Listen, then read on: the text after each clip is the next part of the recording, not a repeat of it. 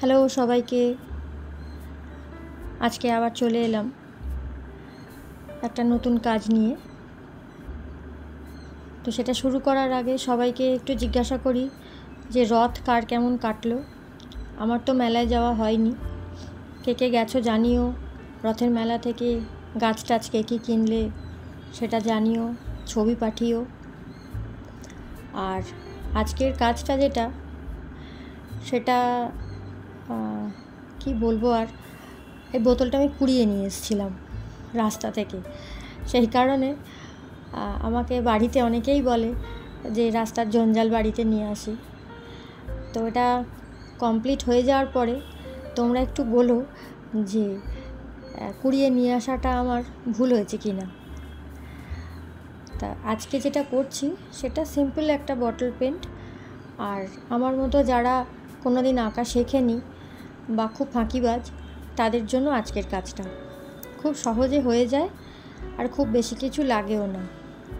সামান্য বাড়িতে থাকা জিনিসপত্র দিয়েই হয়ে যায়, রং তুলিরও খুব একটা প্রয়োজন হয় না। আমি যে স্পঞ্জ ব্রাশটা দিয়ে করেছি সেটা যদি নাও থাকে, বাড়িতে যদি তুলো থাকে বা একটা ছোট কাপড়ের টুকরো নিয়ে করলেও কিন্তু খুব সুন্দর টেক্সচারটা আসে। আর আমরা যেহেতু গ্রামে থাকি, গাছপালা চারিদিকেই আছে, তো সেই রকমই কিছু পাতা নিয়ে এই জিনিসটা করে ফেলা যায়। আমি তবে এমনি তুলিনি পাতাগুলো গাছ থেকে, কিছু গাছের এই সময় তো কাটিং প্রুনিং চলছে, তো সেইখান থেকেই আমি কিছু পাতা নিয়েছিলাম, নিয়ে করেছি। তো তোমরাও লক্ষ্য রাখবে যে একটু ভালো দেখতে যে পাতাগুলো হয়, শেপটা একটু অন্যরকম হয়, সেগুলো দিয়ে করলে কিন্তু আরও সুন্দর হয়। এর আগেও আমি এরকম একটা করেছি, আমি ছবি দিয়ে দেব ভিডিও শেষে, তোমরা চেক করে নিও। তো আমি কাঁচের বোতল দিয়ে করেছি। কাঁচের বোতল যদি হাতের কাছে না থাকে তাহলে আমার মতো একটু জোগাড় করে নিতে পারো, অথবা প্লাস্টিকের বোতল দিয়েও কিন্তু করা সম্ভব।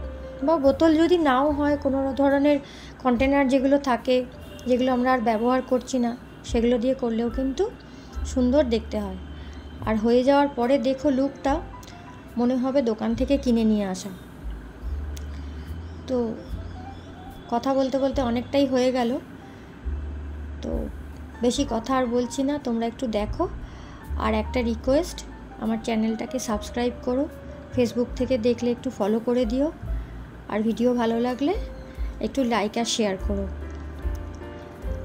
আর কমেন্ট করে জানিও যে আমার কাজ তোমাদের কেমন লাগছে, তাহলে একটু মোটিভেট হই, তাহলে নতুন নতুন ভিডিও আবার করব।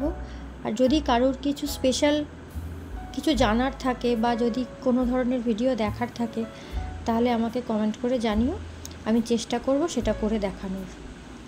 তো আর কথা বলছি না, তোমরা ভিডিওটা এনজয় করো আর কমেন্ট করে কিন্তু জানাতে প্লিজ ভুলো না। আজ তাহলে আসি।